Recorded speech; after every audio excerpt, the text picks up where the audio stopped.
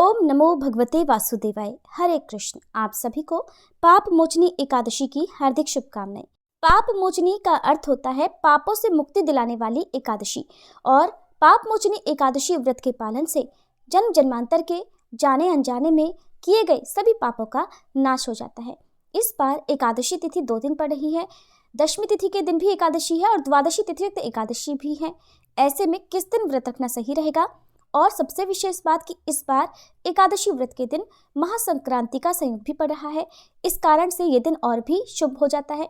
तो चलिए आपको बताते हैं कि आपको किस तिथि में एकादशी का उपवास रखना चाहिए, किस दिन दशमी तिथि के नियमों का पालन करना चाहिए, और पाप मोचनी एकादशी व्रत का पारणा कब और किस शुभ मुहूर्त में करना चाहिए। साथ ही आप जानेंगे संक्रांति के महापुण्य काल के बारे में भी, क्योंकि इस बार चैत्र मास के कृष्ण पक्ष में मीन संक्रांति का महापर्व पड़ रहा है।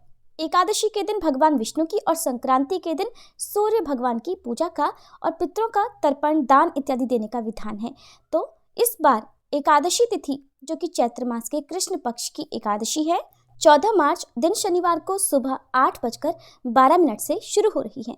एकादशी तिथि वैसे तो शनिवार को पूरा दिन और पूरी रात रहने वाली है, और एकादशी तिथि 15 मार्च रविवार को सुबह 9:16 पर समाप्त होगी। इसके बाद में द्वादशी तिथि लग जाएगी। क्योंकि शनिवार को दशमी तिथि मिली एकादशी है, इसलिए वैष्णव जन हो या गृहस्थ जन हो, उन्हें 15 मार्च दिन रविवार को एकादशी का उपवास करना उत्तम रहेगा। हालांकि लोग 14 मार्च दिन शनिवार को भी एकादशी का व्रत कर सकते हैं, लेकिन दशमी तिथि मिली एकादशी को शुद्ध नहीं माना जाता है। इस बार 15 मार्च दिन रविवार को ब्रह्म मुहूर्त सुबह 5:02 से 5:50 तक रहेगा। सूर्योदय होगा सुबह 6:39 पर, सूर्यास्त होगा शाम 6:32 पर। परिघ योग सुबह 10:25 तक रहेगा। बाद में शिव योग प्रारंभ होगा। इस दिन राहु काल शाम 4:30 से 6 बजे तक रहेगा।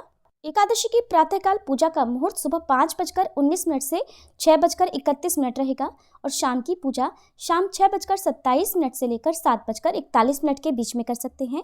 क्योंकि इस दिन रविवार पड़ रहा है, एकादशी है, इसलिए एकादशी के नियमों का पालन करते हुए रविवार के दिन तुलसी जी में जल अर्पित ना करें, लेकिन सुबह और शाम तुलसी जी में धूप दीप अवश्य जलाएं।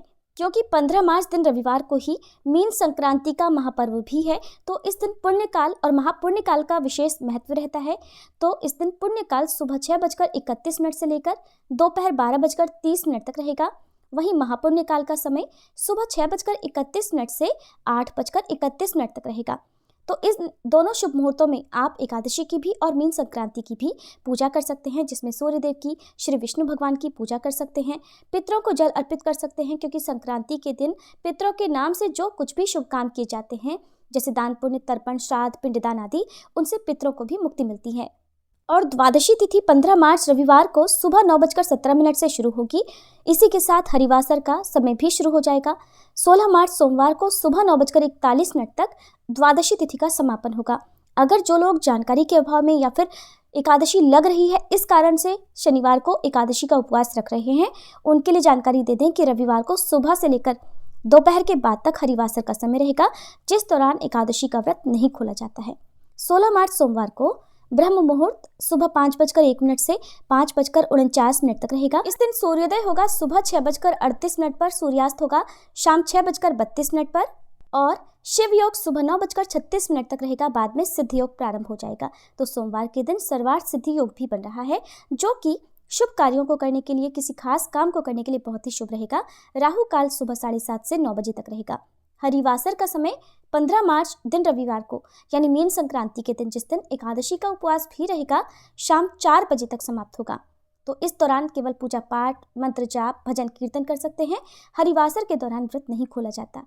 और ऐसे में इस बार पाप मोचनी एकादशी व्रत का पारण 16 मार्च दिन सोमवार को सुबह 6:30 बजे से लेकर 8:54 तक कर सकते हैं। ध्यान रखिएगा, द्वादशी तिथि बीतने से पहले पहले आपको एकादशी का व्रत खोल लेना है।